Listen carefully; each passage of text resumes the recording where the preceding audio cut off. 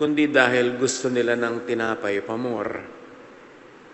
Sabi ni Jesus, nung magkatagpo-tagpo sila, hinahanap niyo ako dahil nakakain kayo at nabusog. I am the bread of life. Salamat, Panginoon, dahil kayo ang tinapay ng buhay.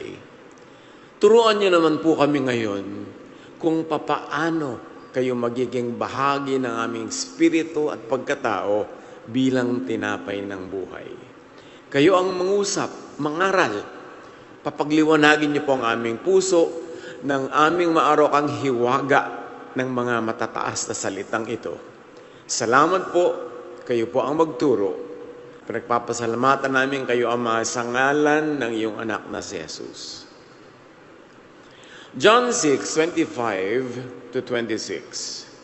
When they found him on the other side of the lake, they asked him, Rabbi, when did you get here?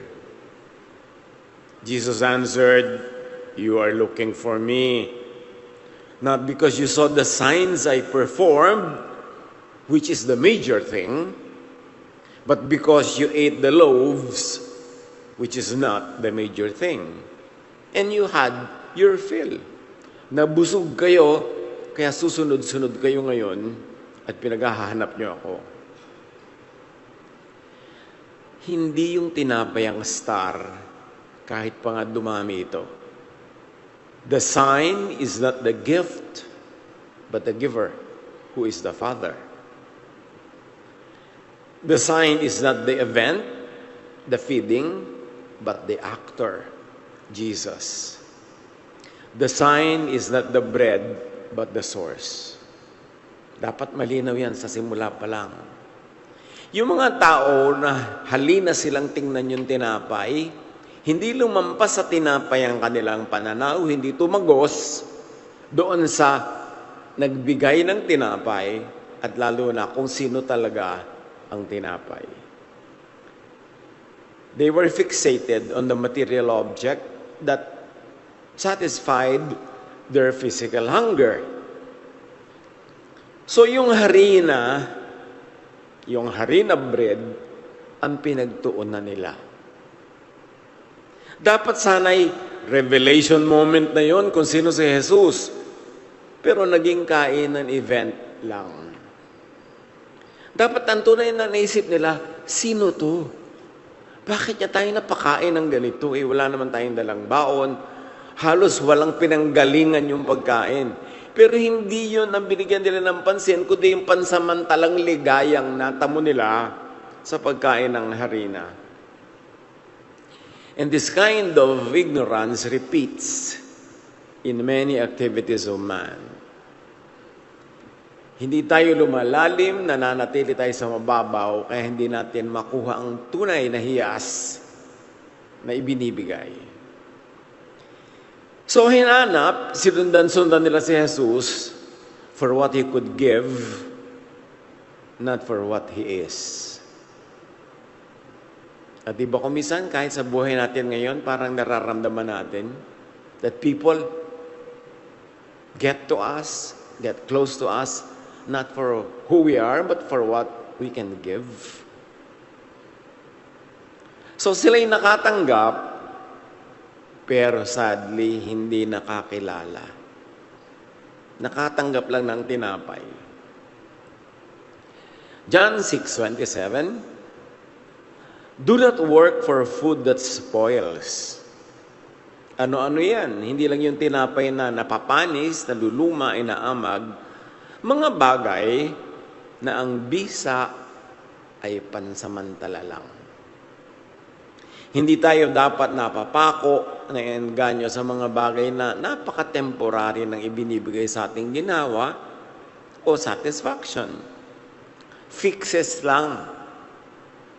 But for food that endures to eternal life, which the Son of Man will give you. Sabi niya, huwag kayong magpagod sa mga bagay na pansamantala lang ang dinadalang biyaya. Ang hanapin nyo yung tunay na blessing. The food that endures. And what is that? Buhay na galing kay Jesus. Connected and attached to the Father, and that means eternal. Yung mas malalim at mas mahirap na ma-appreciate ang hanapin. Huwag manatili sa ibabaw lang ng dagat kung ang mga perlas ay nandoon, sinisisid sa malalim. So John 6:28 to 29, then they asked him, what must we do to do the works God requires? Sabi niya, huwag kayo maghanap ng mga mabababaw na bagay. Sabi, ano mga dapat namin gawin? Ano-ano? Para magawa namin ang ipinapagawa ng Diyos. Jesus answered, the work of God is this, to believe in the one He has sent. Inaasahan siguro nito mga listeners niya na sanay sa Jewish tradition, bibigyan sila ni Jesus ng mga listahan ng mga do's and don'ts. Tulad ng kaugalian nila, ng tradisyon nila, ng relihiyon nila. Puro do's, don'ts, do's, don'ts. Sabi niya, ito ang gawain na ipinapagawa sa inyo ng Ama. Manalig sa kanyang isinugong anak. So actually, hindi siya talaga trabaho. Kung tutuusin ko ano ang tunay na work na sa tradisyon ng mga Jews, because this one is internal. And the work is to believe. Madaling mag-work para sa Diyos. Sabihin, naglilingkod ako sa Diyos. Meron ako mga gawain. Pero, believing ba? O puro do's and don'ts? Nalilibang ba tayo sa napakarami natin pinagagagawa na actually do's and don'ts, pero hindi tayo nakakapagtuon ng pansin sa maniwala, manalig. Kumisan nga, substitute pa yung activities sa kakulangan ng tunay na lalim ng pananalig, pinapalitan na lang ng mga sakripisyo at trabaho. Hindi tayo dapat mahalina sa ganung panglilibang.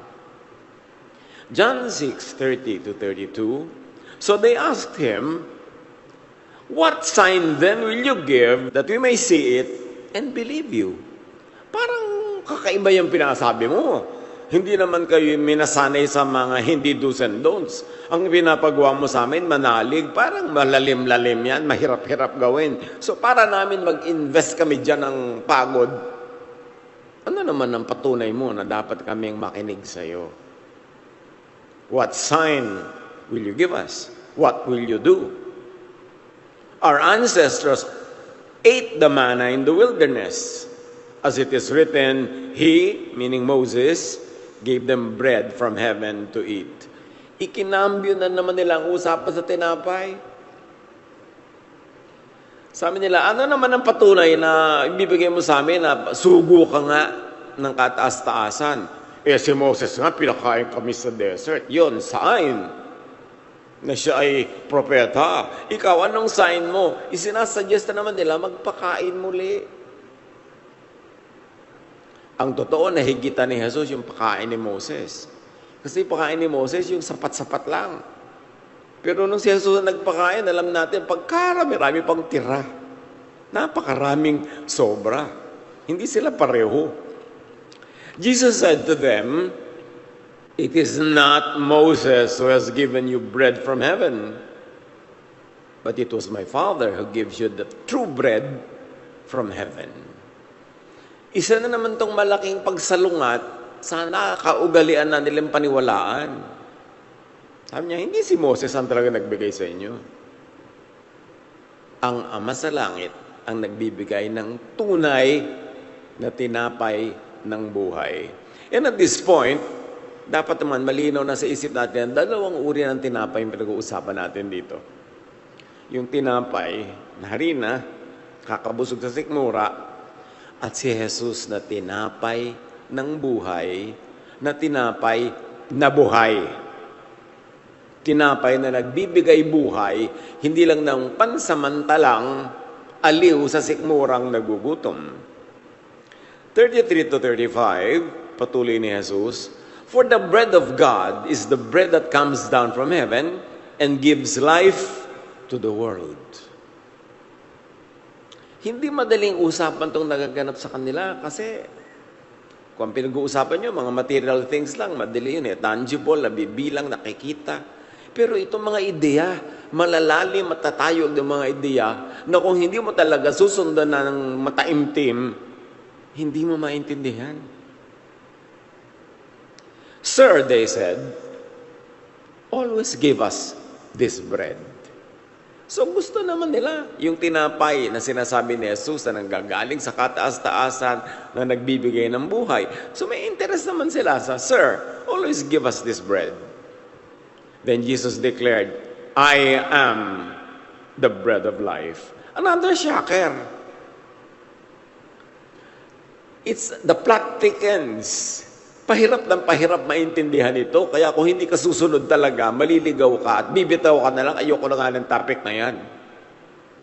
Sabi niya, I am the bread of life. Whoever comes to me will never go hungry, and whoever believes in me will never be thirsty. So, itong bread na ito, meaning essential, daily, and digested sustenance. Kasi hindi ka na magugutom. Hindi ka na mauuhaw. Jesus Himself is the inwardly received food by which a person becomes and remains truly alive.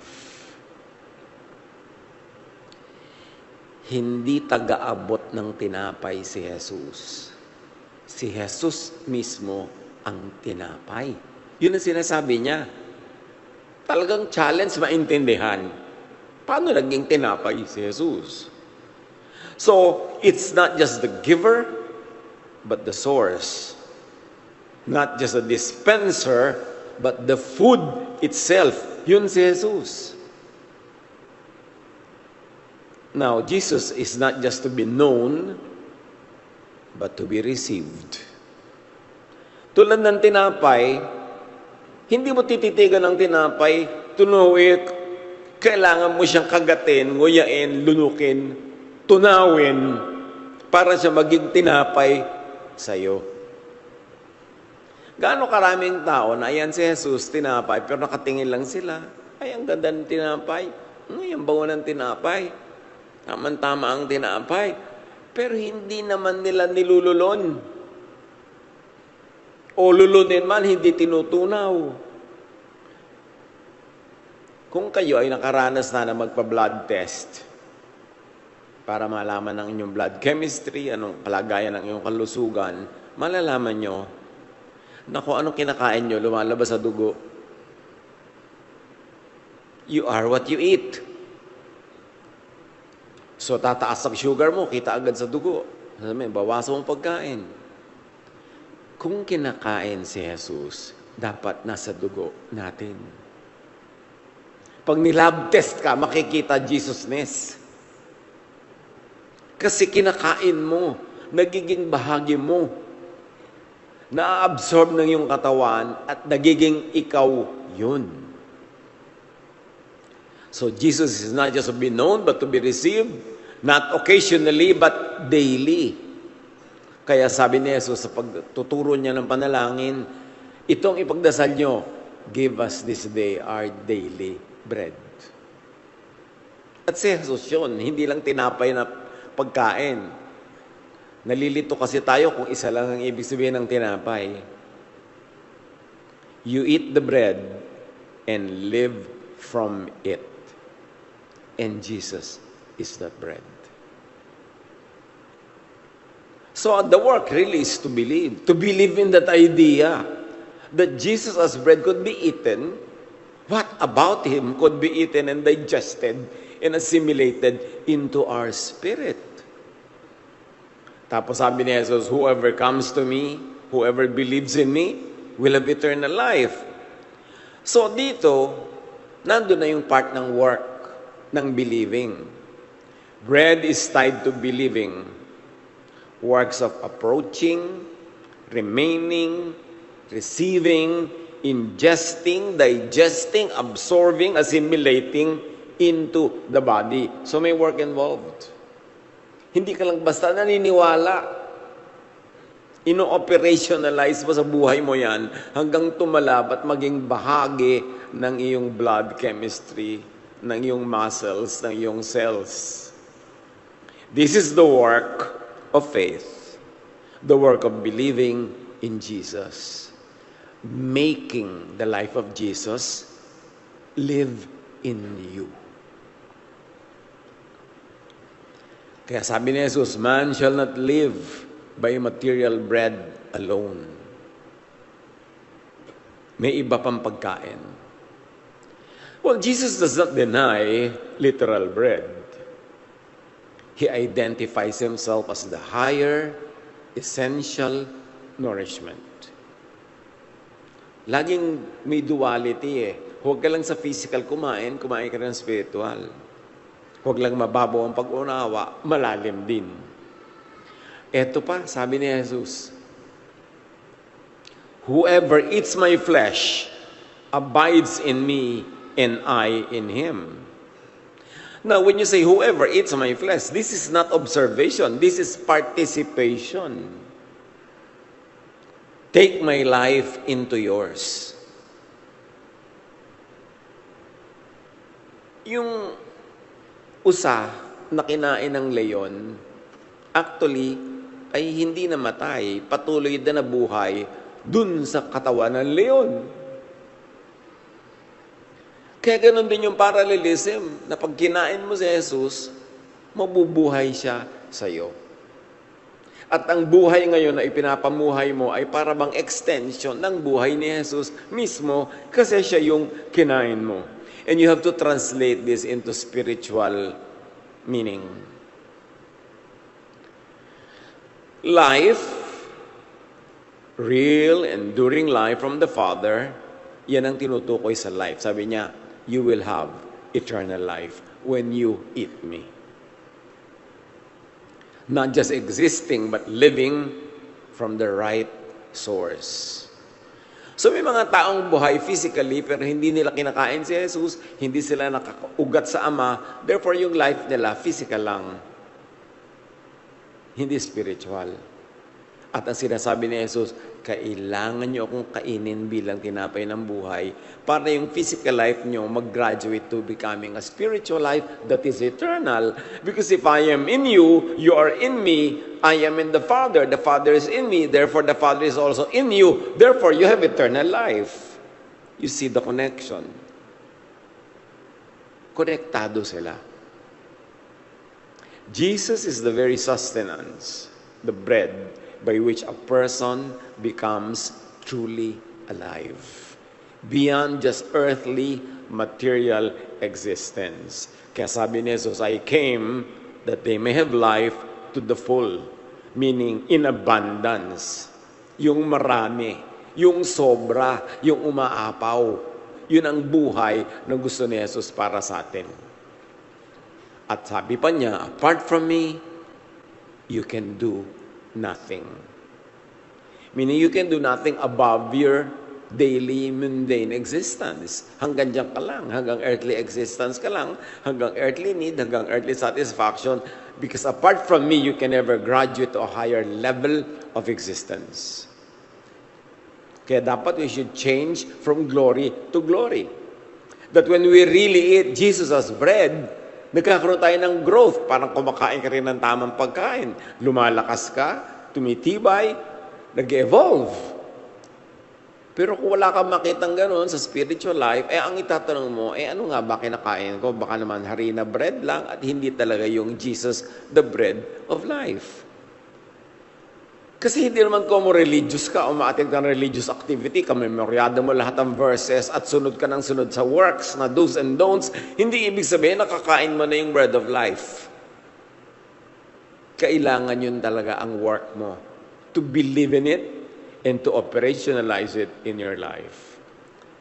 Hindi na kasi pwedeng mas babaan pa doon ang discussion kasi ang taas ng topic. So talagang abutin, tumiyad, talunin, kasi hindi na pwedeng ibaba pa. Life is sustained by attachment, by assimilation, by eating. At sabi, this is eternal life, that they know you, Father, that they know you as the one who sent me. So what does it mean here? Life is relational. It is directly linked to the Father through Jesus. That is life. It's an active union with the Father through Jesus. Without Jesus, the deeper self remains unsustained. And this is the sadness that any people who understands will actually feel and realize that there are so many people whose lives never go beyond the physical because they are not able to transcend the limitations of the material world because they are not eating Jesus, the bread of life. They are just eating harina bread. Those that give temporary satisfaction and fulfillment. Until bread is eaten, it does not sustain. Same with Jesus. Pag nakatitig lang kayo doon sa pagkain hanggang hindi nyo kinakain, wala kayong benefit. Ganon din si Jesus. Isa, tinititig-titigan mo lang, tinitingnan-tingnan, iniisip-isip, hinahangaan, pinupuri, itinuturo, pinag-aawayan pa kumisan, pero hanggang hindi mo nilulunok ang kanyang katuruan at tinutupad sa buhay mo ang kahulugan ng kanyang mga katuruan, hindi mo pa siya nakain as spiritual bread. You may believe in Him, study Him, even preach Him, and still not yet living from Him. Yun ang work. Sabi niya, the work of God is this, that you believe. Yan ang pagtrabahuhan, sikapin, maunawaan, manalig, at sumunod. Hindi lang sa physical obedience, kundi dahil you are already one in spirit with Jesus. That is exactly why bread is such a hard image. Bihirang ituro itong topic na to kasi nakakabaliw.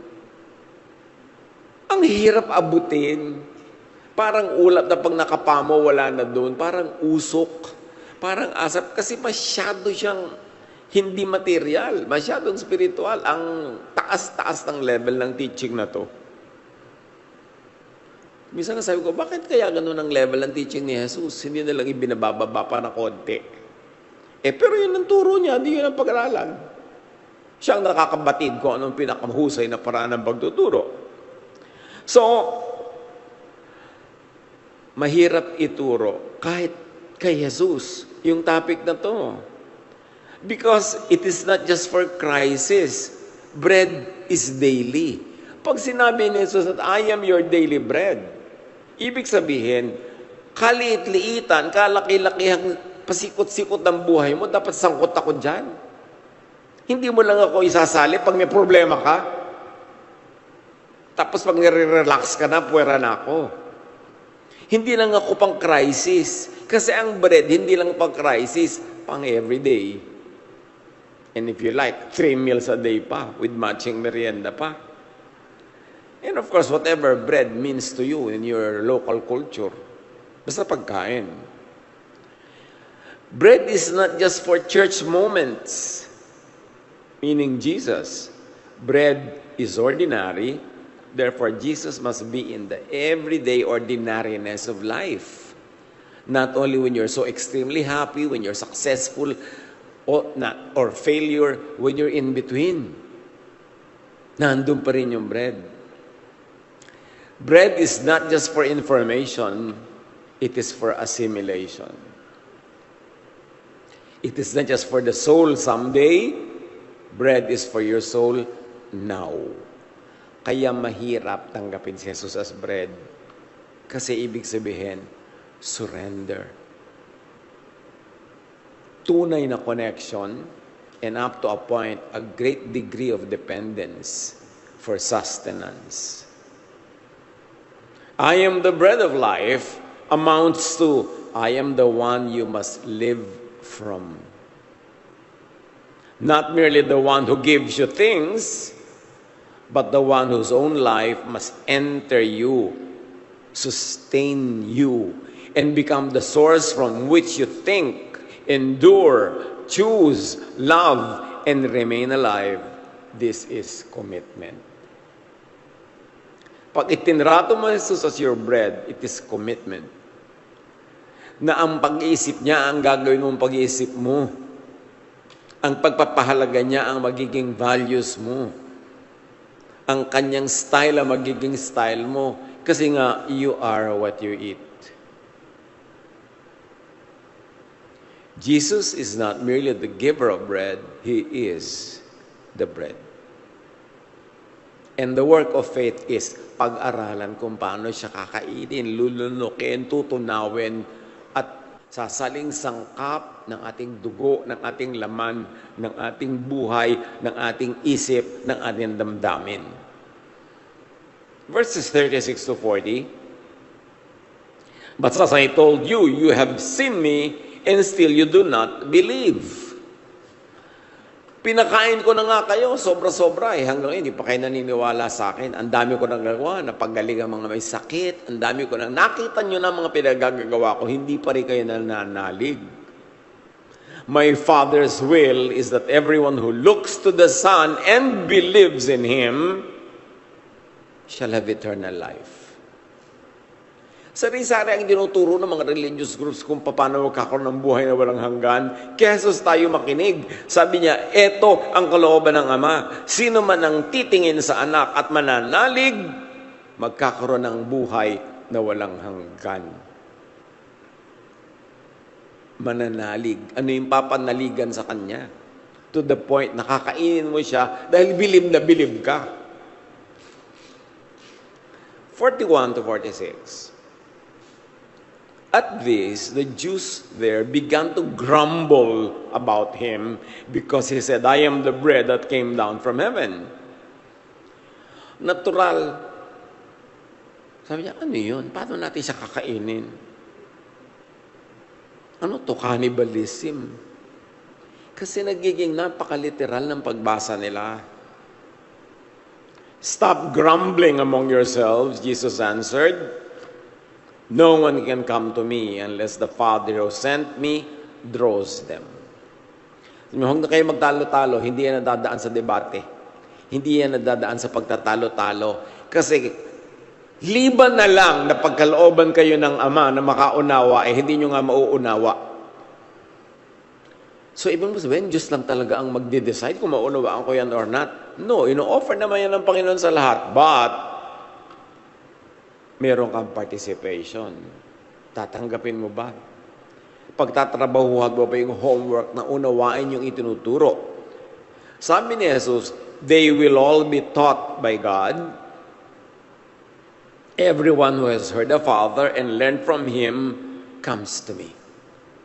Sabi niya, lahat kayo tuturuan, so huwag kayo magdaramdam na namili ang Diyos ng tuturuan. Sabi, lahat kayo tuturuan. Nagpapahayag ang Ama sa napakaraming paraan, sa napakaraming panahon. Lahat kayo. Pero, pinag-aaralan nyo ba? Tinatanggap nyo ba? To the point that you will come to me.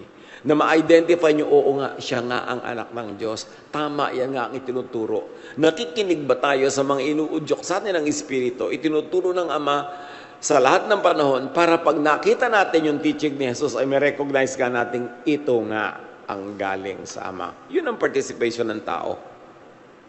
Lahat tinuturuan, pero ang response mo, mag-aaral ka ba? Makikinig ka ba? Manunuri.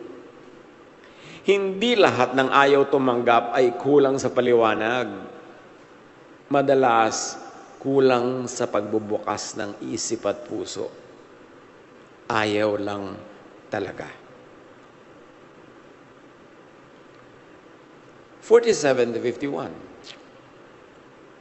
Very truly I tell you, the one who believes has eternal life. Ulit-ulit si Jesus, ha? The one who believes has eternal life. Forget everything you have been taught about how to have eternal life. Listen to Jesus. Sabi niya, everyone who believes has eternal life. Pag nanalig ka, lubos mong tinanggap, bigla kang nakokonekta sa Ama through Jesus, nagkakaroon ka siyempre ng eternal life. Alam mo namang connected ka sa Father, tapos wala kang life. Your ancestors ate the manna in the wilderness, yet they died. Kasi lagi nilang inuungkat si Moses at yung tinapay ni Moses, sabi ni Jesus, lahat na nagkain na ng tinapay ni Moses, nagkabatayan na. But there's the bread that comes down from heaven, which anyone may eat and not die. Anyone, ha? Hindi pinipili. Kung pinipili mong kainin, pipiliin ka rin niya na kainin mo siya. Which anyone may eat and not die. I am the living bread that came down from heaven. Whoever eats this bread will live forever. This bread is my flesh, which I will give for the life of the world. Ang pagkain ay hindi pakikinig lang, kundi paglunok at pagtunaw. Gano na karami sa mga katuruan ni Jesus, tinulunok na natin at tinunaw. Meron nga, nakagat na, iluluwa pa. Ay, ayoko dito. Luwa. Nalunok na, nagka-empacho pa. Kasi nagdadalawang loob, gusto ko ba talaga itong tunawin, maging bahagi ko or not? Parang kontra ito sa ibig ko, sa gusto ko. Ang pagkain sa daily bread ay nangyayari sa mga sandali ng pagpili, sa moments of choosing in our lives. And let's go deep down into daily life. Ang pagpili sa pagkain kay Jesus ay nangyayari araw-araw. Kapag may sitwasyon, may reaction, may instinct, may default, doon ka kumakain.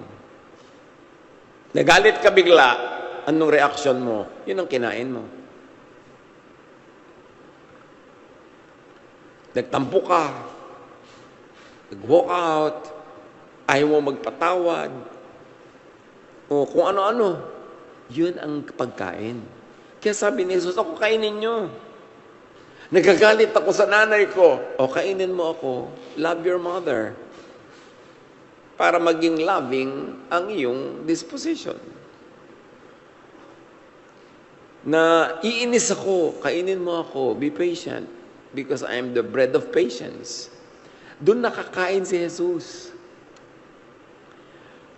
Kung saan ka kumukuha ng sagot, kung saan ka kumakapit, kung saan ka tumatayo at naninindigan, yun ang ipinapasok mo sa loob mo, yun ang kinakain mo.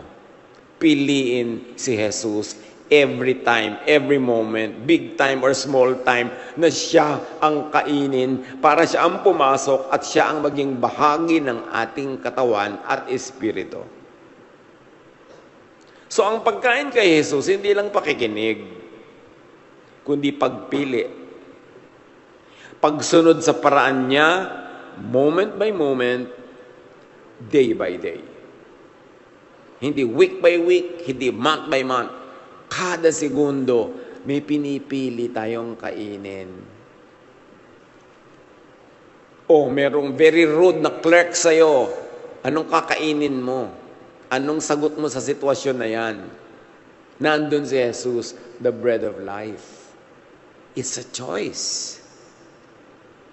At pag lagi mo siyang pinili, unti-unti, nagiging katulad ka na niya. Hindi bigla. Habit forming yun eh. Parang minsan ka lang kumain ng gulay, hindi sapat araw-araw para tablag ka. Para mamaya, nakikita mong habit mo na. Kung nung araw ayaw mong kumakain, pa nagtaka ka, biglang gusto mo na, naging habit mo na eh. Dapat nating matutunang maibigan si Jesus bilang pagkain. Hindi lang nilulunok mong pilit kasi may need ka eh. Kasi may crisis ka. Kasi habit mo na siyang kainin. Doon, sa ganyan nakakain si Jesus at nagiging bahagi ng katawan ng buhay mo.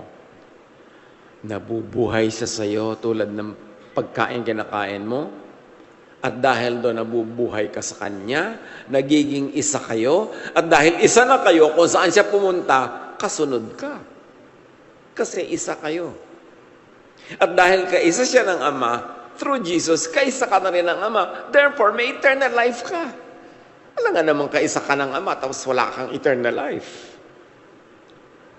Balik sa kwento. Then the Jews began to argue sharply among themselves, "How can this man give us his flesh to eat?" Nandun pa rin yung level ng understanding nila. Remember, these people were steeped in religious tradition. Marinated sila sa relihiyon. Alam nila ang mga verses, memoryado nila sa ulo nila, alam nila ang mga katuruan. So hindi nagtuturo si Jesus sa mga taong walang tool to understand what He was saying. Except that, they refused to use that tool because ang katuruan ni Jesus hindi sang-ayon sa mga nakasanayan nilang marinig. Ayaw nila. Gusto lang nila si Jesus na tinapay pagka gusto kong kumain. Pero kung ayokong kumain at may iba kong gustong kainin, dapat siya ang gusto kong kainin. Ayaw lang nila talaga. Malalim na language versus literal reading ang nagaganap sa kwentong ito. Jesus said to them, "Very truly I tell you, unless you eat the flesh of the Son of Man and drink His blood," o sumama na pa yung blood, allergic pa naman ng mga Jews sa blood. Tapos sabi ni Jesus, unless you drink His blood, talagang may shocker yung sinasabi ni Jesus. Gumagamit siya ng shock effect para gisingin ang nagtutulog-tulugan. You have no life in you. Libad lang kainin niyo ang aking laman at inumin niyo ang aking dugo, wala kayong buhay. Whoever eats my flesh and drinks my blood has eternal life. Ayan na naman yung eternal life. For my flesh is real food, and my blood is real drink. Whoever eats my flesh and drinks my blood remains in me, and I in them. So now it becomes very clear na metaphor tong tinutukoy ni Jesus. Ito'y talinghaga, hindi literal. Nakakainin mo yung laman niya, inumin mo yung dugo niya. Ibig sabihin, kung ano ako, ang ibig sabihin ng aking pagkatao at pagka-Diyos, ang aking iniisip, ang aking mga pagpapahalaga, ang aking mga katuruan, kainin yung lahat yun hanggang maging bahagi yun ng inyong pagkatao. At pag nagkagayon, may eternal life kayo. Kasi ako'y nabubuhay na sa inyo. Alam nga naman, dali niyo ako sa kamatayan. Ako ang magdadala sa inyo sa buhay pag tayo'y magkakambal na. Pag tayo'y magkasama na. Ito ang pinaka-intimate na larawan ng life transfer. Hindi external, kundi internal. Bread is a person to whom life attaches. And that bread is Jesus. For the world, not only for one lucky or one time or one place, for the world. For God so loved the world that He gave His only Son, that whoever believes in Him will not perish, but will have everlasting life. And Jesus says, I have come that you might have life and have it abundantly. Just as the living Father sent me, patuloy ni Jesus, and I live because of the Father, so the one who feeds on me will live because of me. Kung mayroon akong buhay dahil sa Ama, kayo naman magkakaroon ng buhay dahil sa akin. At ang lahat ng yan ay galing din sa Ama. This is the bread that came down from heaven. Your ancestors ate manna and died. But whoever feeds on this bread I am will live forever. On hearing this, many of His disciples said, this is a hard teaching. Ewan lang kung sino-sino sa atin ngayon nakaupo dyan ang sinasabi niyo, hirap naman ito, iba na lang. Bakit ba tayo nagpapagod pag-aralan dito? Who can accept it? Sabi nila. So, hindi nila sinabing, this is wrong. Hindi nila sinabing, this is confusing. Sabi nila, mahirap tanggapin. Hindi magulo. Mabigat lang tanggapin. In other words, naiintindihan naman nila. Sabi niya, this is a hard teaching. Who can accept it? Hindi naman nila sinabing, who can understand it? Ayaw nilang tanggapin. Kasi labag sa kanilang nakasanayan. Hanggang ngayon, may ganitong resistance and rejection and offense pag ang turo ay tumataas o lumalalim. Gusto ng mga tao yung nakakalibang lang, nakakatawa. Pastor, dagdagan nyo naman ang joke ang mga sermon nyo. Ba't di ka nalang manood ng TV? May mga joke channel. Ibang kailangan willing kang sumisid para lumalim. Jesus said to them, "Does this offend you? Then what if you see the Son of Man ascend to where He was before?" Kung ito nakaka-offend sa inyo, nagugulat na kayo, nasasya kayo, kung makita nyo ang anak ng Diyos na umaakyat sa langit, ano pa reaksyon nyo? The Spirit gives life. The flesh counts for nothing. The words I have spoken to you, they are full of the Spirit and life. Sa moment na yun, ibinigay ni Jesus yung isa sa mga pinakamahalaga, malalalim niyang teaching. Yet there are some of you who do not believe. This is why I told you that no one can come from me unless the Father has enabled them.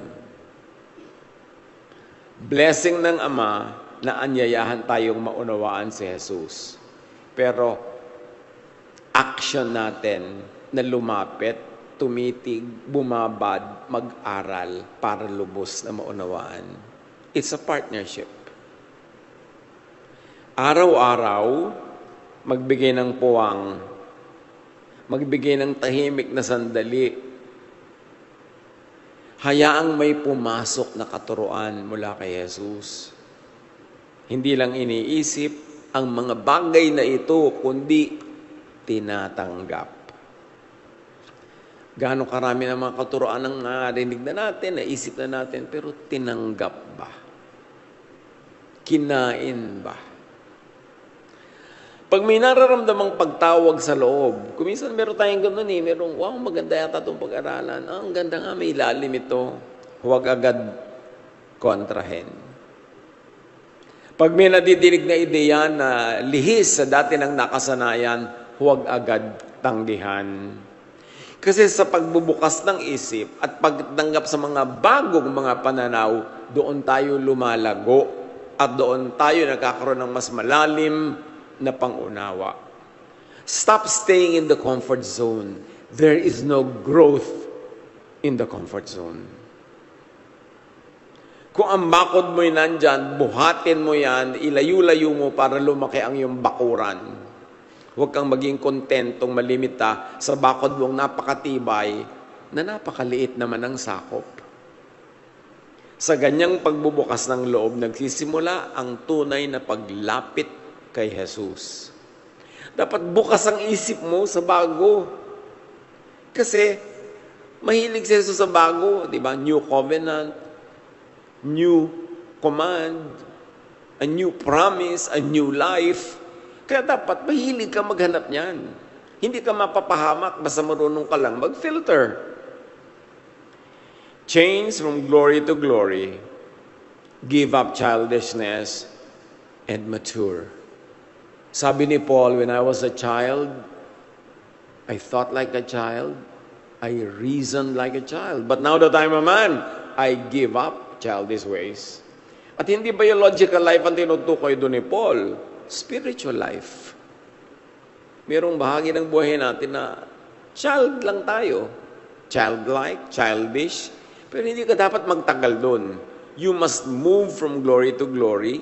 And that happens when you open your mind to deeper and deeper, higher and higher teaching. From this time, many of his disciples turned back and no longer followed him. Nung pinakain ni Jesus ng tinapay na harina, nagsunuran. Nung pinapakain na niya ng tinapay ng buhay, naglayasan ang mga disciples. So halatang-halata mo, agenda-driven lang sila. Gusto lang nila yung madali. Gusto lang nila yung nakakain agad. Pero ayaw nila mag-invest sa tunay na pag-iisip. Yung sinasabing, the work of God is this, to believe in the one He has sent. And you've got to invest to believe. Kasi kailangan mo pag-isipan, kailangan mo suriin, kailangan mong hayaang bumaba mula sa langit patungo sa kaibuturan ng iyong puso, yung malalalim na mga katuroang ito. So, tinalikuran nila si Jesus. Sayang naman, nandun na sila eh. Malayo na sana yung narating. Konti na lang. Dahil lang nahirapan silang intindihin yun, nagtalikuran sila. You do not want to live too, do you? Jesus asked the 12. O kayong 12, aalis na rin ba kayo? Tatalikod na kayo sa akin dahil ayaw nyo nadinig nyo. Simon Peter answered him, Lord, to whom shall we go?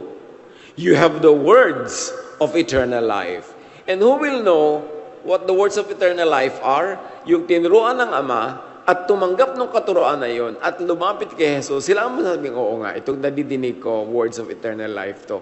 Internal discernment mo na magsasabi sa iyo kung ang naririnig mo ay basura or words of eternal life. Sabi ni Pedro, you have the words of eternal life. Kanino pa kami pupunta?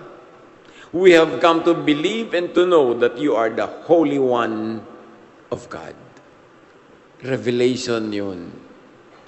Talastasan ng Ama at ng tao para makilala mo si Jesus, para makilala mo kung ano ang galing kay Jesus at ano ang hindi. Walang makakapagturong iba sa'yo, ang Ama lang, at kailangan mo lang mag-work. Lumapit kay Jesus, unawain, intindihin, and the rest will happen. Kasi sabi ni Jesus, ask and you shall receive, seek and you will find, knock and the door will be open to you. So walang katuroang too hard for you to understand if you knock, if you seek, if you ask. Kailangan yung willingness to eat the bread. Jesus is the bread of life. He is not for crisis only. Bread is daily. Jesus should be part of our daily life. Every hour, every moment. Not just for information, but for assimilation. Not only to see the bread, but to eat it. So, return to Jesus all the time. Keep returning to Jesus. When you have a question, when you have a decision to make, when you have to make small or big moves, keep returning to Jesus and receive His wisdom, not just study. Draw strength, not just ideas. Humugot ng lakas kay Jesus. Huwag lang humugot ng kaalaman, tas information na nasa isip na wala namang silbi. Kailangan yung information na yun bumaba sa sikmura, matunaw, maging bahagi natin, at mapapatunayan mong natunaw mo na yun because it becomes your strength. It becomes your light. It becomes your bearing, your compass. Let His life shape reactions, choices, and endurance. Makinig ng buo. Hindi lang para malaman, kundi para manguya, malunok, at matunaw ang bread of life. Homework natin yan to connect the dots and to understand more deeply what all these words are. Because no other human being can explain it to you, only the Holy Spirit. Kailangang hanapin, hingin ang kaliwanagan. Huwag umatras agad pag mahirap tanggapin. Sa pananatili nagsisimula ang paglalim. Kainin ang tinapay ng buhay hanggang magbago ang loob, hindi lang ang isip. Do not just know, become. Be. Panginoon, salamat po.